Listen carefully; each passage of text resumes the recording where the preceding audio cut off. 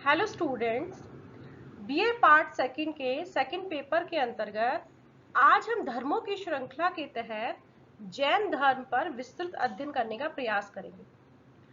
विद्यार्थियों, विषय में प्रवेश करने से पहले हम इस व्याख्यान के द्वारा 6ठी शताब्दी ईसा पूर्व में जो दो नए धर्म जैन और बौद्ध धर्म का जो उदय हुआ था उसके कारणों की विवेचना करने का प्रयास करेंगे,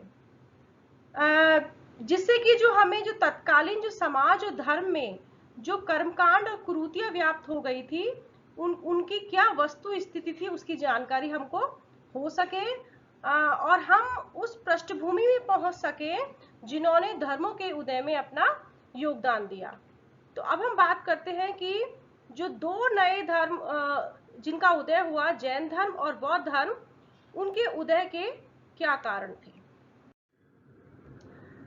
तो जैसा कि सबको विदित है कि 6ठी शताब्दी ईसा पूर्व में भारत में दो नए धर्मों का उदय हुआ, जैन धर्म और बौद्ध धर्म, जिसमें जैन धर्म के जो संस्थापक थे वो ऋषभदेव थे, जबकि बौद्ध धर्म के संस्थापक महात्मा बुद्ध थे। अब उदय के कारणों पर हम बात करें कि इन धर्मों के उदय के क्या कारण थे, तो इसमें जिन तत्वों को शामिल किया जाता है या जिन बिंदुओं पर की चर्चा की जाती है वो है कि लोहे का आविष्कार ने नए धर्मों के उदय में योगदान दिया।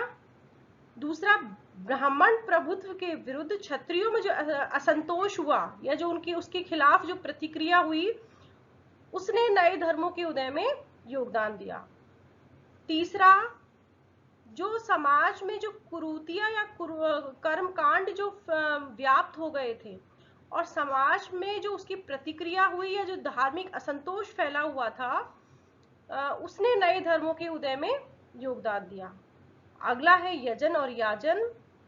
अगला है ब्राह्मण धर्मीय समाज में जो वैश्यों की जो स्थिति थी, जो तीसरे दर्जे की उनकी स्थिति थी, उसने भी नए धर्मों के उदय में अपना योगदान दिया। साथ में ही शूद्रों की जो के प्रति जो निंदनीय व्यवहार था उसने किस तरह से इस वर्ग को उस ब्राह्मण वादी सोच से अलग हटके और जो ऐसे धर्मों को अपनाने की ओर अग्रसर किया जिसमें कि वर्ण व्यवस्था का कोई स्थान नहीं था।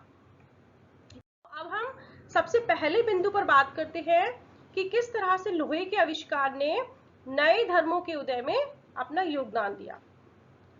तो 1000 ईसा पूर्व में लोहे का आविष्कार हो गया था और 600 ईसा पूर्व तक इसका प्रचुर मात्रा में प्रयोग होने लगा। लोहे के औजारों और लोहे के उपकरणों से आविष्कार होने से जो कृषि अर्थव्यवस्था है उसके विकास में योगदान मिला। अब जो कृषि भूमि थी उसको इन हथियारों के माध्यम से या औजारों के माध्यम से समतल करना आसान हो गया, जिससे कि बड़े पैमाने पर बस्तियों की स्थापना हुई। लोहे के आविष्कार के कारण कृषि अर्थव्यवस्था के लिए बैलों की आवश्यकता महसूस की गई, लेकिन जो उत्तर वैदिक काल में हम देखते हैं कि समाज में यज्ञों का जो महत्व था वो बहुत ज्यादा बढ़ गया था और यज्ञों में जो गायों को और बैलों की बलि दी जाने लगी, जिससे कि गोधन की क्षति होने लगी। और अब ये जरूरी हो गया कि अगर इस नई कृषि अर्थव्यवस्था को पनपाना है तो हमें पशु हत्या पर रोक लगानी जरूरी है। तो जो जैन धर्म और बौद्ध धर्म था वो दोनों ही धर्म अहिंसा का उस पर अहिंसा के सिद्धांत पर खड़े हुए थे और अहिंसा पर बल दे रहे थे। तो जो जन समुदाय जो इस नई कृषि अर्थव्यवस्था का पक्षधर था उसने उस समुदाय का जो समर्थन है इन दोनों ही धर्मों को प्राप्त हुआ। अब हम बात करते हैं दूसरे बिंदु पर कि जो ब्राह्मण जो प्रभुत्व के विरुद्ध क्षत्रियों में एक प्रतिक्रिया किस प्रकार से जागृत हुई या कैसे किस प्रकार प्रतिक्रिया हुई कि जो तत्कालीन जो समाज था उसमें क्षत्रियों ने देखा कि ब्राह्मणों के विशेष सम्मान का कारण उनका पठन और पाठन है। अतः वो पठन और पाठन की तरफ प्रवृत्त हुए। और हम ये देखते हैं कि उपनिषद काल तक आते आते बहुत सारे ऐसे क्षत्रिय नरेश थे जो कि विद्वान और दार्शनिक हो गए। अब उन्होंने ब्राह्मणों के कर्म कांडों के खिलाफ एक आवाज उठाना आरंभ कर दिया और उनकी जो वर्ण व्यवस्था है कि जन्मजात जो वर्ण व्यवस्था थी उसके विरुद्ध एक आंदोलन सा आरंभ हो गया। विभिन्न विशेषाधिकारों की मांग करने वाले जो ब्राह्मण थे और जो पुरोहित हैं उनके प्रभुत्व के खिलाफ क्षत्रियों में जो प्रतिक्रिया हुई वह उन कारणों में से एक था जिन्होंने नए धर्मों को जन्म दिया। और जो दोनों जो नए धर्म थे, जैन धर्म और बौद्ध धर्म, इन दोनों ही धर्मों के जो संस्थापक थे या मुख्य संत थे वो महावीर और जो महात्मा बुद्ध थे वो दोनों ही क्षत्रिय कुल में ही पैदा हुए थे और दोनों ने ही ब्राह्मणों के प्रभुत्व का विरोध किया था। अब हम बात करते हैं धार्मिक असंतोष का कि 6ठी शताब्दी ईसा पूर्व तक आते आते समाज का एक बहुत बड़ा जो वर्ग था वो ब्राह्मण धर्म के कर्मकांडों के कारण उनमें असंतोष फैल गया था। और इस असंतोष का मुख्य कारण था वेद, जो कि जिन पर कि ब्राह्मण धर्म टिका हुआ था या ब्राह्मण धर्म की वो आधारशिला थे। ब्राह्मण धर्म के अनुसार वेद अपौरुषीय हैं, अनादि हैं और पूर्ण हैं और वो ईश्वर प्रदत्त हैं। अतः संसार में जो सारे जो विधि है, निषेध है, कर्म अकर्म, सत्य असत्य, उनका निर्धारण वेद प्रमाणने के आधार पर ही वो किया करते थे। और इस तरह की मान्यता पनप गई थी कि वेदों में जो कुछ कहा गया है वही धर्म है और उसके विरुद्ध जो कुछ है वो अधर्म है। लेकिन कालांतर में हम देखते हैं कि समाज में एक ऐसे भी वर्ग का उदय हुआ जो वेदों को पूर्ण या उनके रचयिता ऋषियों को सर्वज्ञ मानने के लिए तैयार ही नहीं था और उनकी दृष्टि में जो वैदिक प्रज्ञान था वो सीमित था और त्रुटिपूर्ण था। और महात्मा बुद्ध और जो महावीर स्वामी हुए वो इसी तरह के विचारों के प्रकाशक थे। तो इन नए धर्मों को एक ये जो नया वर्ग है उसका समर्थन मिलना आरंभ हो गया। अब हम बात करते हैं यजन याजन की। ये यजन और याजन ब्राह्मण धर्म की आवश्यकता थी। इसमें यज्ञ का बाहुल्य ब्राह्मण धर्म में बहुत ज्यादा बढ़ गया था। लेकिन यज्ञों में जो विवेकहीन तौर पर जो पशुओं की बलि दी जा रही थी उससे जो नई कृषि अर्थव्यवस्था है उसको बहुत ज्यादा नुकसान होने लगा। साथ में ही जो ब्राह्मण धर्म में जो कर्मकांड बढ़ रहे थे और ये लोग अपने देवी देवताओं को संतुष्ट करने के लिए जो यज्ञ कर रहे थे, होम कर रहे थे या जो धार्मिक क्रियाएं कर रहे थे, उसने जो ब्राह्मण धर्म है उसको पूरी तरह से कर्मकांडी बना दिया। अब प्रत्येक बात पर यज्ञ किया जाने लगा। यज्ञ लंबे लंबे होने लगे, खर्चीले होने लगे। उनमें एक एक पुरोहित की जगह 17 पुरोहितों की आवश्यकता महसूस की गई। एक एक कुएं के जल के स्थान पर बहुत सारे कुओं के जल की मांग की गई। तो इस तरह से जो ब्राह्मण जो धर्म था वो पूरी तरह से एक कर्मकांडी स्वरूप में सामने आया। तो इसका जो प्रतिक्रिया है जो जन समुदाय में वो होना स्वाभाविक ही थी और इस प्रतिक्रिया स्वरूप ही नए धर्मों का उदय हुआ। अब हम अगले बिंदु पर बात करते हैं कि ब्राह्मण धर्मी समाज में जो वैश्यों की जो स्थिति थी वो तीसरे दर्जे की थी। पहली और दूसरी स्थिति पर ब्राह्मण थे और क्षत्रिय थे।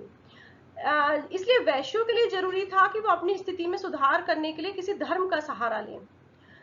वैश्यों ने इसलिए महात्मा बुद्ध का और महावीर स्वामी के जो धर्म है उनको एक तरह से सहयोग देना आरंभ किया और उनको दान देना शुरू किया, जिसके निम्न कारण है कि दोनों ही धर्मों में वर्ण व्यवस्था को कोई महत्व नहीं दिया गया था और दूसरा दोनों ही धर्मों में अहिंसा का पर बल दिया गया या अहिंसा के प्रचार पर जोर दिया गया था, क्योंकि जो व्यापार और वाणिज्य की उन्नति के लिए अहिंसा का प्रचार और प्रसार ही जरूरी था, क्योंकि शांति में ही ये संभव हो पाता। तीसरा था कि ब्राह्मण धर्म के जो कानून संबंधी जो पुस्तक थी धर्म सूत्र, उसमें ब्याज पर जो पैसा उधार दिया जाता था उसको निंदनीय कहा गया है। जबकि जो वैश्य वर्ग था जो कि व्यापार और वाणिज्य से ही जो पैसे अर्जित करता था वो उसको समाज में सम्मान की दृष्टि से नहीं देखा जाता था। तो जो वैश्य वर्ग था वो अपनी सामाजिक स्थिति में सुधार करने का प्रयत्न कर रहा था, या वो ही चाहता था कि वो अपनी सामाजिक स्थिति में सुधार करे। तो इसके लिए वो स्वयं ये चाह रहा था कि कुछ ऐसे धर्म सामने आए जिनको कि वो ब्राह्मण धर्म की के जगह उनको समर्थन कर सके। तो समाज में जब ये दो नए धर्म आए तो बढ़ चढ़कर वैश्य वर्ग ने इन दोनों ही धर्मों को अपना समर्थन देना आरंभ किया। इसके अलावा जो ब्राह्मण धर्म है उसमें समुद्रीय पार जो यात्राएं थी उनको निंदनीय माना जाता था, और जो समुद्र यात्रा करते थे उस जाति को उसी जाति से बहिष्कार कर दिया जाता था, बहिष्कृत कर दिया जाता था। लेकिन वैश्यों को अपने व्यापार और वाणिज्य के लिए समुद्री यात्रा करना आवश्यक हो गया था। तो जैन धर्म और बौद्ध धर्म में जो समुद्री यात्राएं थी उन पर किसी भी प्रकार का कोई प्रतिबंध नहीं था, इसलिए जो वैश्य वर्ग है वो इन धर्मों की तरफ आकर्षित हुआ। अब हम बात करते हैं कि जो समाज में जो ब्राह्मण धर्म था या जो वैदोत्तर समाज था वो स्पष्ट रूप से 4 वर्गों में बट गया था, और इसमें जो ब्राह्मणों की स्थिति थी वो सर्वोच्च थी, और जो शूद्रों की स्थिति वो सबसे नीचे की स्तर की थी या नीचे पायदान पर थी। उनके साथ निंदनीय व्यवहार किया जा रहा था। साथ में ही जो शूद्र वर्ग था उसको न तो वेदों का अध्ययन करने का अधिकार रहा, ना ही उनका अपनियन संस्कार भी उनके लिए वर्जित कर दिया गया। साथ में ही समाज में इस तरह की भी प्रथा प्रचलित हो गई कि जो जितनी ऊंची जाति का होता था वो उसे उतना ही कम कर देना पड़ता था, उसको इतना ही कम दंड दिया जाता था। तो जिससे जो समाज का जो नीचे का जो वर्ग था, जो सबसे निम्न वर्ग था, उसमें एक तरह का असंतोष का जो भाव है वो पनपा, और वो इस असंतोष के भाव के कारण वो जैन धर्म और बौद्ध धर्म की ओर अग्रसर हुआ।